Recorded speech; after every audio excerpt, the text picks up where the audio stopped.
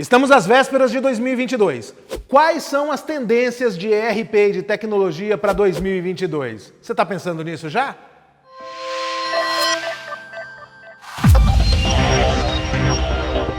Damas e cavalheiros, eu sou Marco Salvo, mestre do ERP, e quero falar com você hoje a respeito do seu planejamento para a tecnologia, para o ERP em 2022, que já é um tema que está por aí, todo mundo está pensando nisso, todo mundo está se preparando para as novidades. É claro que se você entrar na internet e disser lá tendências ERP 2022, vem uma lista de coisas lá e eu não quero reforçar nada daquilo que você vai encontrar facilmente nas suas pesquisas orgânicas na internet. Eu só quero ressaltar duas coisas que eu penso que não estão devidamente enfatizadas nas pesquisas de internet e que são tendências marcantes. Os executivos estão pensando nisso, mas não está óbvio lá. Eu quero falar para você sobre duas coisas principalmente. A primeira é a tendência que está sendo chamada no exterior e também no Brasil de hiperautomatização. A interligação do ERP com tudo. O ERP no meio, conectado com equipamentos, com celulares, com vários tipos de dispositivos, com vários tipos de sistemas, com conteúdos que vêm da internet e que automatizam tremendamente os trabalhos, os processos e as atividades operacionais. Muitas pessoas têm receio de que isso vai implicar em desemprego, de que isso vai implicar em exclusão, de que isso vai redundar em achatamento da massa salarial ou de dificuldade de inserção dos jovens no mercado. Não é meu ponto de vista, não. O meu ponto de vista é que o ERP vai liberar as pessoas para fazerem os trabalhos que realmente importam, aquilo que só ser humano dá conta de fazer. E é óbvio que o ERP não vai dar conta de tudo.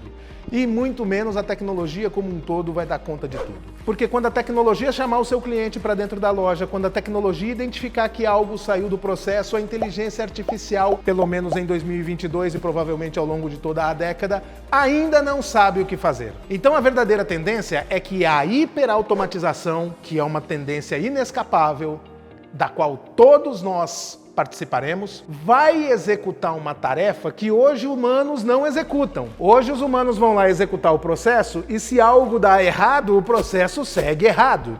O que vai acontecer é que a hiperautomatização vai fazer com que o processo seja executado e se algo dá errado, o ERP ou a tecnologia ainda não sabe o que fazer, ainda não sabe o que decidir, e aí ela vai notificar o ser humano e dizer: ei, ser humano, algo deu errado aqui. Então, o processo de hiperautomatização, na minha visão, que eu já fui acusado de ser excessivamente otimista, é a ideia de que os processos serão executados com mais precisão, os processos serão executados no prazo, porque haverá um humano que vai corrigir o processo no momento em que o processo der errado. Ao invés de você ter um humano executando o processo e quando ele erra, ele nem vê e o processo segue, você vai ter uma máquina executando o processo e quando algo dá errado, ele diz para o humano: por favor, humano, corrija aqui.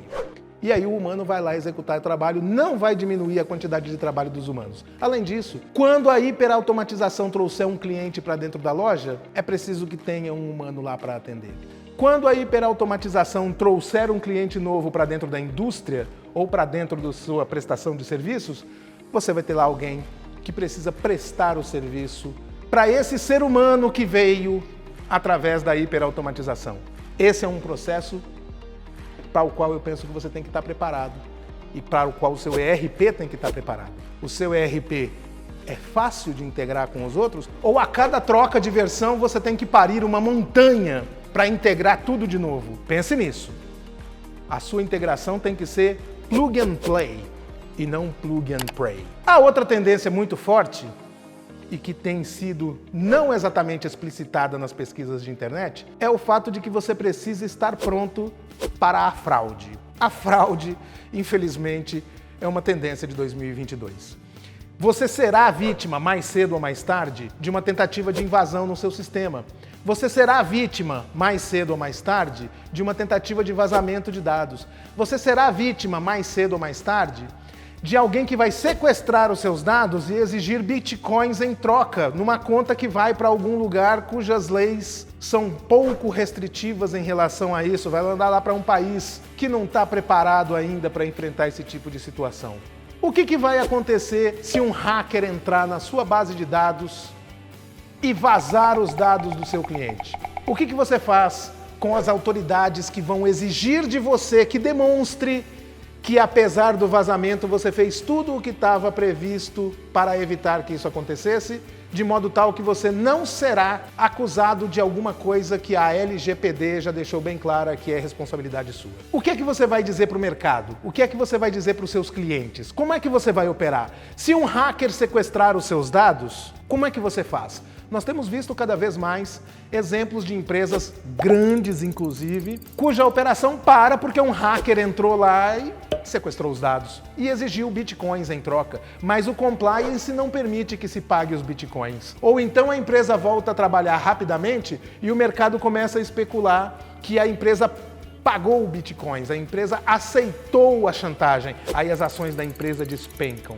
A credibilidade da empresa diante do público despenca. E como a internet não esquece, toda vez que aquela empresa for citada em alguma matéria de tecnologia, em alguma reportagem de tecnologia, em algum depoimento de tecnologia, virá o lembrete.